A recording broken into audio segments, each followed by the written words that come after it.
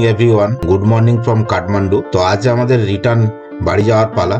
তো আমরা রেডি হয়ে গেছি। আমি বলতে এখনো সমিতদা রেডি হয়েছেন, সমিতদা যাবেন শিলিগুড়ি, তাই তাড়াতাড়ি রেডি হচ্ছেন। উনি 4টার মধ্যে বেরোবেন এবং তাই উনি রেডি হয়ে গেছেন। তো সমিতদা থাকার জন্য আমার এই ট্যুরে কোনো কিছু ঝামেলা নিতে হয়নি। সমিতদা সবগুলো ব্যাপার খুব সুন্দরভাবে ম্যানেজ করে দিয়েছেন, দারুণ। সমিতদা পুরো রেডি। তো সমিতদাকে একটু সি অফ করতে যাচ্ছি। তো এখনো অন্ধকার পুরো পরিষ্কার হয়ে যায়নি। তো বাই সমিতদা। এখন 6টা 10 বাজে। তো আমাদেরও বেরোনোর পালা, কাঠমান্ডু ছেড়ে বেরোনোর পালা। তো ভালোই কাটলো কাঠমান্ডুতে, তো সুন্দর। তো আমাদের এই হলো রুমের ভিউ এবং আমরা এই হোটেল থেকে হোটেল ছেড়ে এই বেরোবো। তো আপনাদের হোটেলের সামনের ভিউগুলো আরেকবার দেখিয়ে দেওয়ার চেষ্টা করছি। এই হলো একটা ডাইনিং রুম, আর এইদিকে হোটেলের অফিস, আর আমাদের বাইক ছিল এই সামনে, এই এই সামনে ছিল। তো আমাদের বাইক পুরো পেক আপ করে রেডি। তো চলুন তাহলে। এখন 6:30 বাজে। তো আমরা কাঠমান্ডুর যে টাউন তার ভিতর দিয়ে চলেছি আমরা এখন। একটা কথা বলাই যায় যে কাঠমান্ডু কিন্তু একদিনে ঘুরে কমপ্লিট করা খুবই কঠিন ব্যাপার। মিনিমাম 2 দিন না 3 দিন হলে খুব ভালো হয়। কাঠমান্ডুর সবগুলো জায়গা সুন্দরভাবে ঘোরা যায়। তো এখন আমরা কাঠমান্ডু টাউনের ভিতর দিয়ে চলেছি। এখন আমরা যে রাস্তা দিয়ে যাব হেতৌদা, তো সেই রাস্তার উদ্দেশ্যে চলেছি এখন। এখন অলিগলি দিয়ে মোটামুটি কাঠমান্ডুর মেন রাস্তায় এসে গেছি। মেন রাস্তা দিয়েই যাচ্ছি। এখানে আবার বাঁদিকে, এই আবার বাঁদিকে ঘুরতে হবে।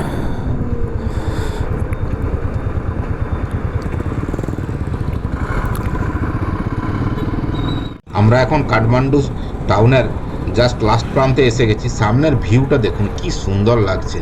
সত্যি যে কাঠমান্ডু ভ্যালি এত সুন্দর, না দেখলে তার মানে অনুভব করা যাবে না। কাঠমান্ডু থেকে বেরিয়ে এসেছি। এখন দেখুন কাঠমান্ডুটা পুরোটা মেঘের নিচে, আমরা মেঘের উপরে। যে মেঘ আছে মেঘের উপরেই আছে। ভিউটা দেখুন। পাহাড়ে যেতে যেতেই একটু দাঁড়ালাম। এটা তো পুরোটাই পাহাড়ি রাস্তা, পুরোটাই আপ ডাউন এই ধরনের আছে। চলুন, আর লেট করলে হবে না, আজকে তো যেতেই হবে।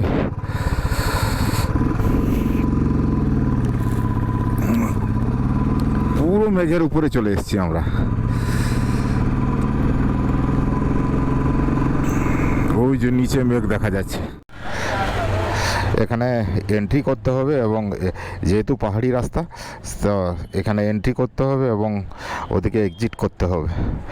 तो দুটো कितना किलोमीटर बाद वो वाला चेक पोस्ट मिलेगा? इधर से 10-12 किलोमीटर आगे उधर चेक नहीं होगा। अच्छा अच्छा बाद में होगा। अच्छा। क्या नाम है? काजलगिरी। उसका कुछ है ना? किधर आज जाना है रक्सौल। हाँ, 2 दिन।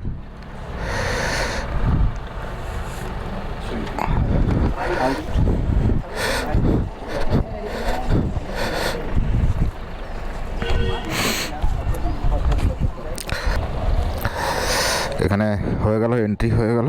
এখন 7টা 32 বাজে। তো আমরা এখন বেরিয়ে পড়ছি। পাহাড়ি রাস্তা, আবার ভাঙাচোরা রাস্তা আছে।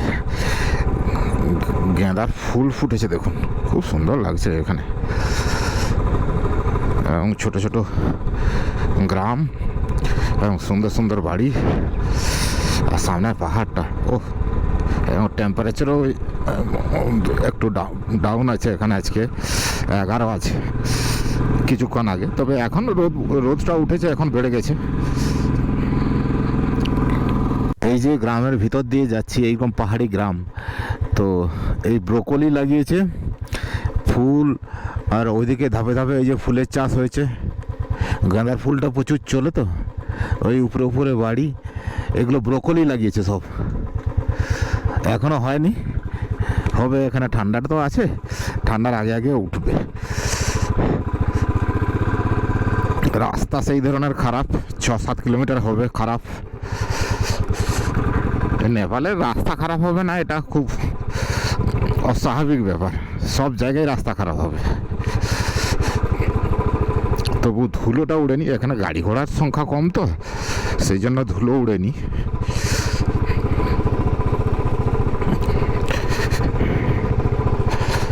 এরকম খারাপ রাস্তা আর পাহাড়ি টার্নিং, তবে গাড়ি ঘোড়া নেই, তো একা একা চলেছি।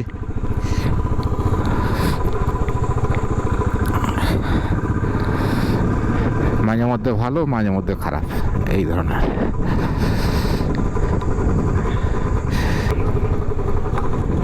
দেখেছেন সরিষার চাষ কি সুন্দর লাগছে।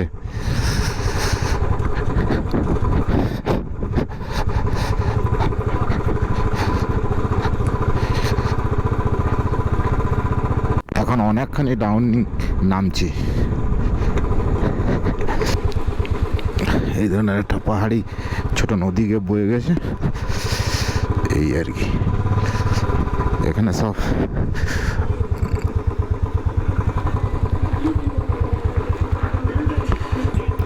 একটু चा খেয়ে নি। चाय होगा एक बिना शक्कर का और एक बिना चीनी का एक और एक चीनी देके। এই ধরনের শাক সবজি এখানে পাওয়া যায়। এই যে লঙ্কা, পটলের মতো এই ধরনের। এটা জঙ্গলি টমেটো, জঙ্গলি বলতে এদের পাহাড়ি টমেটো এইসব। এখানে লঙ্কা, এই লঙ্কাটা বিশেষ ভালো চলে এখানে, এই লঙ্কাটা পুরো শাকসবজি। এই লঙ্কাটা একটু নিয়ে যাওয়ার চেষ্টা করব, দেখি। এগুলো এগুলো কিন্তু ফার্মেন্টেশন করা আছে না। ये मिर्चा कैसे है? ये मिर्च, ये वाला हाँ 100 रुपये। और ये कच्चा वाला, ये वाला है किलो का 300। अच्छा अच्छा, ঠিক আছে, চাই পিতে হ্যাঁ उसका बात लेंगे। চা খাওয়া হয়ে গেল। এখন কটা বাজে বাপি? 9টা বাজে। আর 40 কিলোমিটার বাকি আছে হেতোদা পৌঁছাতে। 4-5 কিলোমিটার আগের থেকে রাস্তা ভালো পাওয়া যাবে, তাই বললো তো দোকানদাররা। সরিষা গাছগুলো কি সুন্দর লাগছে দেখুন, দুর্ধর্ষ একদম চাষের জায়গা পুরো। এইখান থেকে পাহাড়ের ভিউটা দেখুন কি সুন্দর লাগছে, অসম্ভব সুন্দর। তার মানে না চোখে দেখলে গোপ্রো কতখানি জাজ করতে পারছে আমি বলতে পারছি না, কিন্তু না খালি চোখে যেটা দেখা যাচ্ছে অসম্ভব সুন্দর। চলুন আস্তে আস্তে তো আমাদের এগোতে হবে হেতোদার দিকে।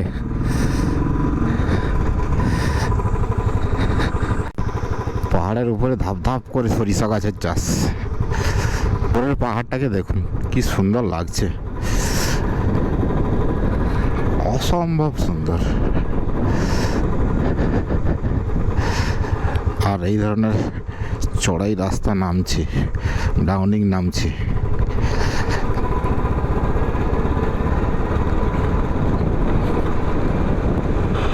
এদিকের পাহাড়েও অসম্ভব সুন্দর ধরনের ভিউ।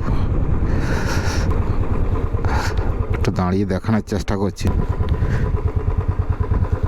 বুঝতে পারছেন নিচের গ্রাম আর সিন, চাষের জমি, ও সুন্দর বিউটিফুল। তার মানে এই যে এত কষ্ট করে আসা সবটাই এখানে, তার মানে যে আমি কিছুই কষ্ট করিনি সেটা মনে হয় এই সব সিনগুলো দেখলে। সত্যি সত্যি বিউটিফুল নেপাল। যে আমাদের ইন্টারন্যাশনাল রাইড, এটা এই ইন্টারন্যাশনাল প্রথম আমার ইন্টারন্যাশনাল রাইড, অসম্ভব সুন্দর ভিউ। আমরা এখন পাহাড়ের নিচে নামছি, বেশ ডাউনিং রাস্তা এবং খুব তার মানে খুব ঢালান, তখন খুব সাবধানে নামতে হবে। কেননা দেখছেন এখানে ছোট গাড়ি ছাড়া বড় গাড়ি কিছুই চলে না। আর সামনে পাহাড়গুলো কেটে কেটে ছোট রাস্তা, তবে রাস্তাটা ভালো আছে, তবে রাস্তা ছোট এবং খুব সাবধানে নামতে হচ্ছে। এত ব্রেক করে করে নামতে হচ্ছে যে আমার ব্রেক শুও একদম গরম হয়ে যাচ্ছে, একটু ব্রেক কম লাগছে মনে হচ্ছে। তার মধ্যে নিচের দিক থেকে গাড়ি উঠছে এবং গাড়িকে নিচের উঠার গাড়িকে আগে আপনাকে সাইড দিতে হবে, কেননা ও অনেক চড়াই তো খুব কষ্ট করেই উঠছে, সেই জন্য রাস্তার মাঝখানে দাঁড়িয়ে এবং তাকে সাইড দিতে হচ্ছে। এইসব খুব সাবধানে যেতে হবে, একটু 19-20 হলেই মুশকিল। এই দেখুন কি ধরনের টার্নিং, একদম হেয়ারপিন ব্যান্ড একদম। তো খুব সাবধানেই নামছি তো এর নিচে নেমে গেলেই মনে হয় প্লেন রাস্তা কিছুটা হবে। তো চলুন সেখানেই আমরা ব্রেকফাস্টটা সারবো। তো নিচে নামি, তারপরে আপনাদের সঙ্গে দেখা হচ্ছে। এখন পাহাড়ের নিচে নেমে এসেছি। এই হলো একটা গ্রাম। তবে ব্রেক শু পুরো আগুনের মতন গরম হয়ে গিয়ে থাকবে। একদম নেরো ব্রিজ, এই ধরনের ব্রিজ। হেতদা পৌঁছাতে আর 17 কিলোমিটার বাকি আছে। আমরা এমনি একটা লোকেশনে দাঁড়িয়েছি। তো এই ধরনের সিনিক বিউটি, ছোট গ্রাম, ধানের চাষ, কিছু ধান কাটা হয়েছে আবার কাটা হয়নি, কিছু ফুলের চাষ করেছে। এই ধরনের সুন্দর লোকেশন, দারুণ। হেতদা পৌঁছাতে আর 3 কিলোমিটার বাকি আছে। তো জাস্ট আর্মি ক্যাম্পগুলো পার হলাম, ওখানে ফটো তোলা মানা আছে, সেই জন্য ফটো তুলতে পারলাম না। তো এই আমরা হেতদা ঢুকে গেছি, প্রায় হেতদার এরিয়ায় এসে গেছি। অবশেষে আমরা হেতৌদা পৌঁছেছি এবং এখান থেকে আমরা বীরগঞ্জ যাব। এই সামনে বীরগঞ্জ লেখা আছে 57 কিলোমিটার। তো বীরগঞ্জের দিকে যাচ্ছি। এই হেতদা পার করে আমরা দাঁড়িয়েছিলাম এখানে, ব্রেকফাস্ট একটু করে নিলাম, রুটি আর তরকারি। এখন আবার রক্সলের দিকে রওনা। চলুন তাহলে রক্সলের দিকে। এখনও কিন্তু সিনিক বিউটি কম হয়নি, সুন্দর। তবে আপনাদের একটা কথা বলে রাখি যে নেপাল কিন্তু সত্যিকারে খুব সুন্দর দেশ এবং ভিজিটিং করার জন্য দুর্ধর্ষ জায়গা। আমাদের ইন্ডিয়া থেকে খুব দূরে না, সুন্দরভাবে নেপাল ঘোরা যায়, দারুণ।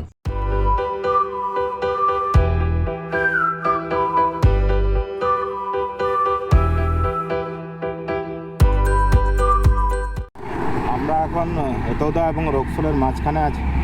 পারসা ন্যাশনাল পার্ক, ওই যে দেখা যাচ্ছে পারসা ন্যাশনাল পার্ক। আমরা একটু দাঁড়িয়েছিলাম, এই বিট অফিসটা দেখেই আমরা দাঁড়িয়েছিলাম। ঘন জঙ্গল, তো কোথায় কি বেরিয়ে পড়বে, নতুন জায়গা। যেমন শিলিগুড়িতে হয়েছিল, আমাদের কাছেই হাতি বেরিয়ে গেছিলো। তো সেই মতো না হয়, সেই জন্য এই বিট অফিসের কাছেই দাঁড়িয়েছি। তো চলুন রক্সলের দিকে। রক্সল আর 18 কিলোমিটার। তো আমাকে যে পয়সাটা আমার বেঁচে আছে, ওই 1400-1500 টাকা মতো বেঁচে আছে। তো এটা তেল ঢেলে নেব, না হয় আবার এক্সচেঞ্জ করতে আবার পয়সা কাটবে। একবার পয়সা দিয়ে এক্সচেঞ্জ করেছি, আবার পয়সা কাটবে। ফুল হবে। পেট্রোল পাম্প অবশেষে পেয়েছি, পেট্রোল নিয়ে নিচ্ছি। 800 টাকার নিতে ফুল হয়ে গেল। পয়সা তো আমাকে এক্সচেঞ্জ করতেই হবে, কিছু না কিছু করার নেই। 11টা 35 বাজে। তো আমরা বীরগঞ্জ পৌঁছে গেছি। সামনে দেখুন একটা মনুমেন্টে ঘড়ি লাগানো হয়েছে, খুব সুন্দরভাবে স্ট্রাকচার করে সাজানো আছে, খুব সুন্দর লাগছে। তো এইটা হলো বীরগঞ্জ। তার মানে নেপাল যে বর্ডার, সে বর্ডারের নেপালের দিকে হলো বীরগঞ্জ এবং ইন্ডিয়ার দিকে হলো রক্সল। তো এখন এখান থেকে বর্ডার আর 1 কিলোমিটার। তো আমরা বর্ডার এসে গেছি। এই বর্ডার, ওই যে দূরে দেখাচ্ছে ওইটা হলো ইমিগ্রেশন অফিস। এটা হলো বামসার অফিস, ওইখানে বামসার করে যেতে হয়। 200 টাকা করে পার ডে এখন রেট হয়েছে। আর সামনে হলো এই যে নেপাল গেট।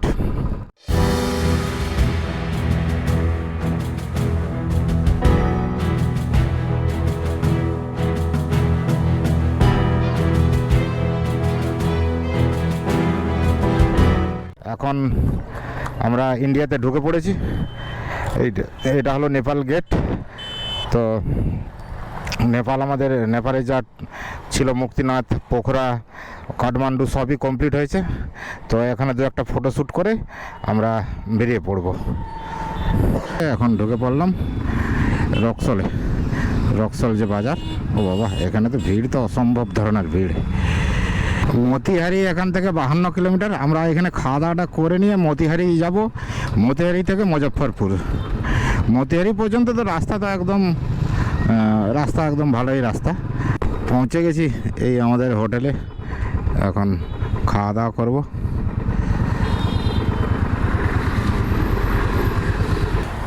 দাদা নমস্কার।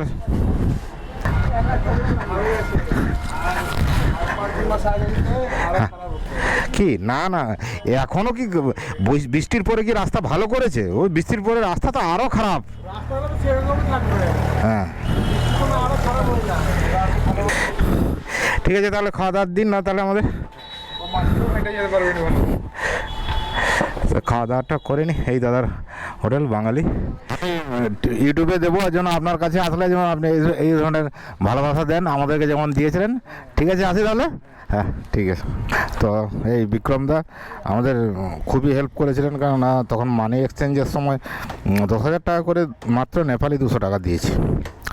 তো না হয় সব জায়গায় 1.5 এই সকল বলছে। দুপুর 1টা বেজে গেছে, যখন খাওয়া দাওয়াটা একদম কমপ্লিট করে নিলাম। তো এই বিক্রম ভাইয়ের দোকানটা জাস্ট রসলি থেকে ঢুকলে ইন্ডিয়ান অয়েল পাম্পের অপোজিট সাইডে। ঠিক আছে দাদা, তাহলে চলুন। এই যে মেন যে রাস্তা, এই রাস্তায় আমরা এখন উঠছি। পাটনা 192 কিলোমিটার, মুজফ্ফরপুর 131।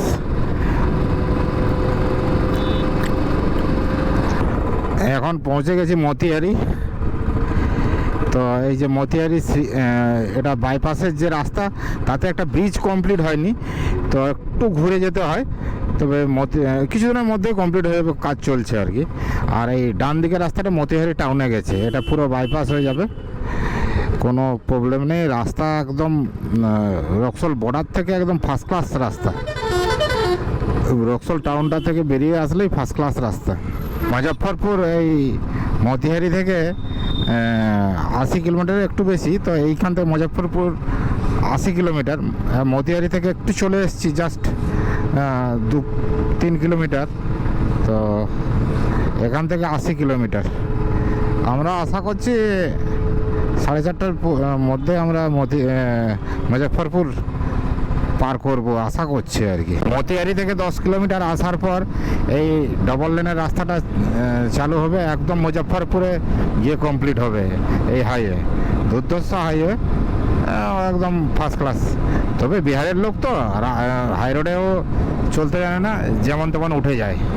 এটা হলো NH27 এটা মুজফ্ফরপুর, আর 66 কিলোমিটার। আমরা এখন মুজফ্ফরপুর থেকে 1 কিলোমিটার আগে দাঁড়িয়েছি। মুজফ্ফরপুরের বাইপাস দিয়ে ডান দিকে চলে যাব। তো চলুন মুজফ্ফরপুর পার হই। আমরা এখন মুজফ্ফরপুরে থেকে ডান দিকে ঘুরে গেলাম, এখন ওই তাজপুর গিরিডির দিকে। তো জাস্ট এই ফ্লাইওভারটা নিয়ে দিয়ে যাচ্ছে, এই ফ্লাইওভারটাই উঠে যাব। এখন 4:20 বাজে, আমরা মুজফ্ফরপুর জাস্ট বাইপাসটা ক্রস করছি। আমাদের আরও তার মানে অনেক দূর চলে যাওয়ার কথা, কিন্তু যে কাঠমান্ডু থেকে যে হেতোদা আসলাম যে রাস্তা, সেই রাস্তা কিন্তু খুবই পাহাড়ি আর খুবই সিনিক বিউটি। যত ভয়ঙ্কর তত সিনিক বিউটি, দুর্ধর্ষ দেখতে। তো সেই জন্য আমাদের আবার দাঁড়িয়ে একটু চাটা খেয়ে 85 কিলোমিটার আসতেই প্রায় আমাদের 12টা হয়ে গেল। আবার মানি এক্সচেঞ্জ করলাম রক্সলে। এই করতে করতে লেট হলো, দুপুরে খাবারটাও রক্সলে খেলাম 1টায় পৌঁছে। আমরা যে হোটেলে যাওয়ার সময় মুস্তান রাইডের সময় মুজফ্ফরপুর থেকে 40 কিলোমিটার আগে ছিলাম রাত্রে, তো সেই হোটেলে এসে গেছি। এখন ওই 5টা বাজে। আমরা এখানে চা ফা খেয়ে তারপর বেরোবো, দেখি আগে কোথাও যদি থাকা যায়। চলুন চাটা খেয়ে নিই। এখন তো যাওয়ার সময় তো সব কিছুই দেখেছি, এখন আর বিশেষ কিছু দেখানোর নেই, তাই এখন একটু কেটে সেটাই ভিডিও করছি। আমরা এই জাস্ট চিল হোটেল, এখানে যাওয়ার সময় তো ছিলাম, এখানে চা খেয়ে নিলাম। আমরা ভাবছি বেগুসরাই না হয় লক্ষ্মীসরাইতে থাকবো। ঘন্টা 2.5-3 জার্নি। আজকে একটু রাত হবে, কালকে একটু লেট করেই বেরোবো, তো কোনো অসুবিধা নেই বাড়ি পৌঁছতে। তো খুব বেশি ডিস্টেন্স আর আমাদের কলকাতা নেই, তো একদিনে সুন্দর আরামসে কভার করা যাবে। তো সেই হিসাবে আমরা আজকে বেগুসরাইয়ের দিকে থাকার চেষ্টা করবো। দেখি রাস্তার ধারে যদি কোনো হোটেল পাওয়া যায় তাহলে সেখানেই থাকবো। তো চলুন আর লেট না করে এখন বেগুসরাইয়ের দিকে এগোই। আমরা তো বেগুসরাই এসে গেছি, কিন্তু বেগুসরাই যেতে হলে আরও 10 কিলোমিটার যেতে হবে। তো এখন আমরা লক্ষ্মীসরাইয়ের দিকেই যাচ্ছি। বেশি রাত্রি হয়নি, এই 7:10-15 বাজে। অবশেষে এই হোটেলটি ঠিক হলো, এই লক্ষ্মীসরাইয়ের এখানে। তো এই হোটেলে যাচ্ছি এখন, রাস্তাটা পার হই। হোটেল 1200 টাকা নেবে, রুম আছে, লিফট 4 তলায় তো লিফট আছে আর কি। এখানে বাইক পার্কিংয়েরও সুন্দর ব্যবস্থা আছে, কোনো প্রবলেম নেই। এই দুটো গাড়ির মাঝখানে রাখতে বললো, বাস। এখন জিনিসপত্র নামিয়ে হোটেলের দিকে যাই। ব্লগও অনেক লম্বা হয়ে গেল, তাই আর হোটেল আর আজকে দেখাচ্ছি না, আগামীকাল সবই দেখাবো। তো চলুন, দেখা হচ্ছে নেক্সট ব্লগে। বাই।